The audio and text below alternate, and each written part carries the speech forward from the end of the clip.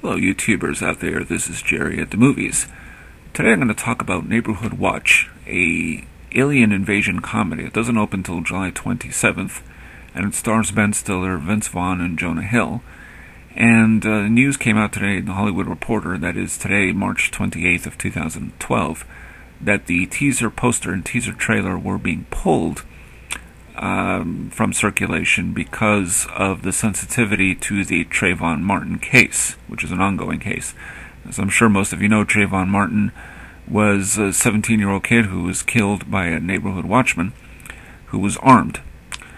Since it's an ongoing case, they decided that this alien invasion comedy, which is very broad, according to the studio, that's their words, and that it bears absolutely no relation to the tragic events in Florida. And again, not scheduled for release for several months. This is March now, and it doesn't come out till July 27th.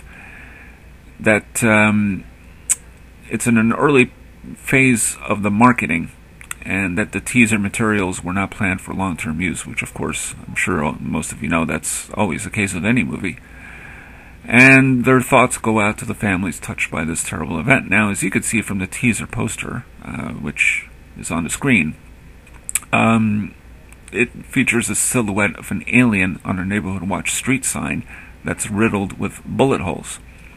And this is in reference to the movie's storyline about a group of men who try to stop an alien invasion. Let's see, what else? Well,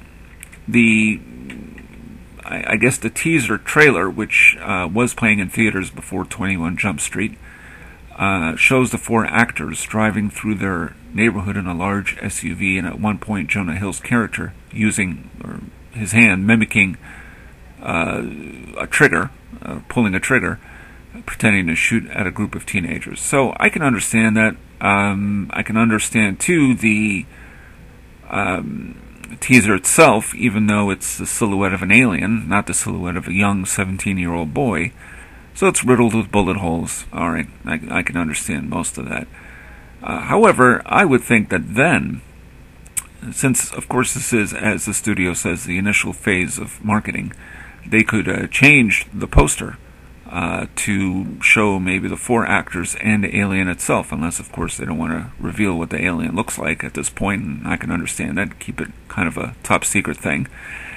There are a lot of ways they could change it, or they could just, start providing a teaser much later than they are doing now. I mean, March is still way ahead of the game, but that's the way studios operate nowadays. They start providing or teasing the audience with teasers, posters, sometimes a year in advance. I remember Hannibal, the sequel to Silence of the Lambs. We saw a teaser for that at least a good year in advance before the film came out. So these things are always planned way, way in advance. But due to that, they could have changed it a little bit to reflect the fact that this is an alien invasion comedy. It's not meant to mimic real life. But as always, when there is a tragedy, and you have a title in a movie or a trailer that bears some measure of similarity to real life events, I would understand. I can understand that. But I think they could change the marketing a little bit. I'm not saying change the title. I mean, again, it's an alien invasion comedy, so just play up the alien invasion part and the fact that it's a comedy, and I don't think anyone's going to think that this is any reflection of the ongoing events, particularly with this case with Trayvon Martin. A writer mentioned that the Christmas film We Bought a Zoo wasn't affected by an Ohio man who took his own life in late October after freeing the animals, if you remember, that he kept in a private zoo. So, interesting how it's only a matter of what is really meant to be a reflection or whatever the media paints as a reflection. But this is the studio acting out on this. It's not, doesn't sound like the media was telling the studio to please tone it down. The studio is doing it on their own, it seems. So, of course, there might have been some complaints, who knows. The article I read on this Neighborhood Watch also mentioned that the Japan earthquake that occurred last year that Warner Brothers pulled hereafter, that Clint Eastwood film, which recreates the 2004 Indian Ocean tsunami disaster. And they pulled the film from theaters in Japan. I can understand that. That, would make perfect sense. Movies aim for reality and try to realistically convey something, and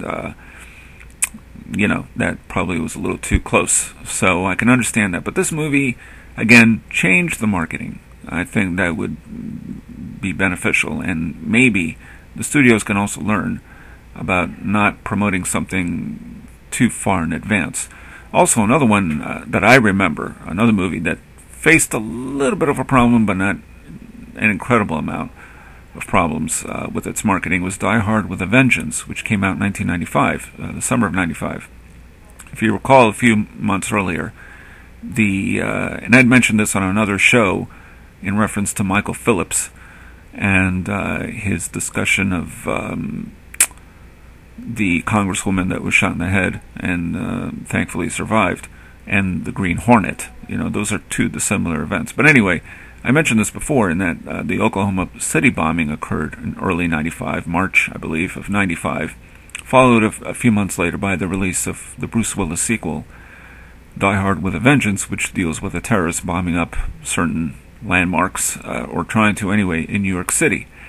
And Bruce Willis said something that I always remember. He said, when he was asked about, was it too soon for this movie to come out in light of the Oklahoma City bombing events, he said, I'm not going to trivialize that disaster by talking about it in relation to this movie. So I think that makes a lot of sense. So, this kind of thing always pops up once in a while, and we'll see how it plays out.